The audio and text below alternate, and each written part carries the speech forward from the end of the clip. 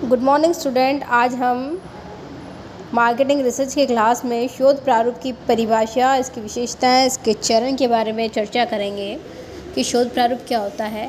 F.N. कर्लिंगर ने बताया है कि शोध प्रारूप अनुसंधान के लिए कल्पित एक योजना, एक संरचना, एक प्रणाली है जिसका मात्र प्रयोजन शोध संबंधी प्रश्नों का उत्तर प्राप्त करना तथा प्रसरणों को नियंत्रण करना होता है। पी.वी. यंग के अनुसार क्या, कब, कहाँ, कितना, किस तरीके से इत्यादि के संबंध में निर्णय लेने के लिए किया गया विचार अध्ययन की योजना अध्ययन प्रारूप का निर्माण करता है। R.L. एकॉफ के अनुसार निर्णय लिए जाने वाली परिस्थिति उत्पन्न होने के पूर्व ही निर्णय लेने की प्रक्रिया को प्रारूप कहते हैं। क्या तथ्य इकट्ठा करना है, किनसे, कैसे और कब तक इकट्ठा करना है, प्राप्त तथ्यों को कैसे विश्लेषित करना है कि योजना शोध प्रारूप है।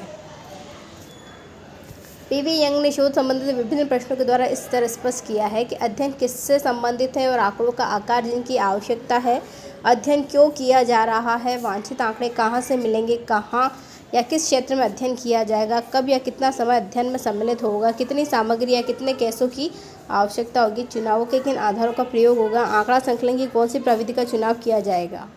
शोध प्रारूप के उद्देश्य।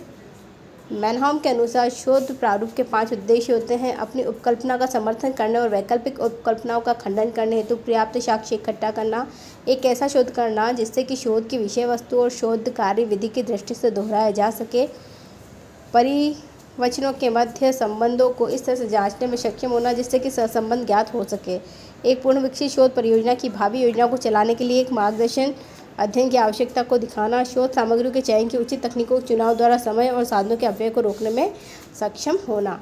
शोध प्रारूप के घटक।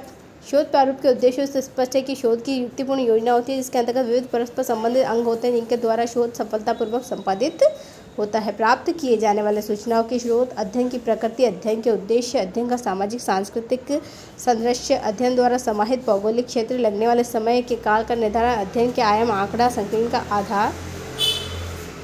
शोध प्रारूप का महत्व। शोध प्रारूप से शोध कार्य को चलाने के लिए एक रूपरेखा तैयार की जाती है। शोध प्रारूप से शोध की सीमा, कार्य क्षेत्र परिभाषित होता है। शोध प्रारूप से शोधकर्ता को शोध को आगे बढ़ाने वाली प्रक्रिया में आने वाली समस्याओं का पूर्वानुमान लगाने का अवसर प्राप्त होता है।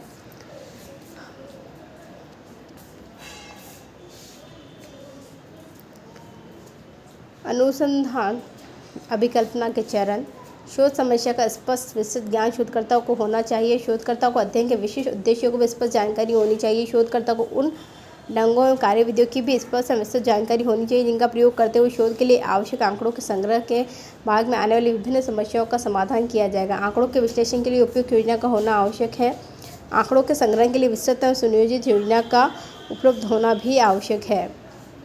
आंकड़ों के संपादन की व्यवस्था के उल्लेख के बाद उनके वर्गीकरण हेतु उचित श्रेणियों का चयन किया जाना भी उनकी परिभाषा करना है। आंकड़ों के संकेतीकरण के लिए समुचित व्यवस्था का विवरण तैयार करना, आंकड़ों को प्रयोग योग्य बनाने हेतु संपूर्ण प्रक्रिया की समुचित व्यवस्था का विकास करना, आंकड़ों के एकत्रीकरण का संपादन किस प्रकार किया जाएगा इसकी विस्तृत व्यवस्था का उल्लेख करना, इसके पश्चात अन्य संबंधी परिणामों की पृष्ठभूमि में समुचित विवेचन की कार्यविधियों का उल्लेख करना, यदि आवश्यक हो तो पूर्वगामी अध्ययनों का प्रावधान करना। शोध अभिकल्पना के इस चरण में हम शोध प्रतिवेदन के प्रस्तुतिकरण के बारे में निर्णय लेते हैं। शोध अभिकल्पना का चरण संपूर्ण शोध प्रक्रिया में लगने वाले समय, धन, मानवीय श्रम का अनुमान लगाने का है। इसी दौरान हम प्रशासकीय व्यवस्था की स्थापना और विकास अनुमान लगाते हैं। शोध अभिकल्पना के चरण में हम कार्यविधियों से संबंधित संपूर्ण नियमों, उपनियमों का विस्तारपूर्वक अध्ययन करते हैं। शोध अभिकल्पना की विशेषताएं। शोध अभिकल्पना का संबंध सामाजिक शोध से होता है, विपणन शोध से होता है। शोध अभिकल्पना शोधकर्ता को शोध की एक निश्चित दिशा का बोध कराती है। इस अर्थ में शोध अभिकल्पना रास्ता दिखाने वाली होती है। शोध अभिकल्पना की मुख्य विशेषता सामाजिक व विपणन संबंधी घटनाओं की जटिल प्रकृति को सरल रूप में प्रस्तुत करती है। शोध अभिकल्पना की एक विशेषता यह है कि शोध के अधिकतम उद्देश्यों की प्राप्ति में सहायता करती है। शोध अभिकल्पना का एक चयन विपणन शोध की समस्या की परिकल्पना की नियुक्ति के आधार पर किया जाता है। शोध अभिकल्पना की एक और विशेषता शोध प्रक्रिया के दौरान आने वाली परिस्थितियों को नियंत्रित करना, शोध कार्य को सरल बनाना। शोध अभिकल्पना शोध की वह रूपरेखा जिसकी रचना शोध कार्य प्रारंभ करने से पूर्व की जाती है। शोध अभिकल्पना शोध के दौरान आने वाली कठिनाइयों को कम करने में शोधकर्ता की सहायता करती है।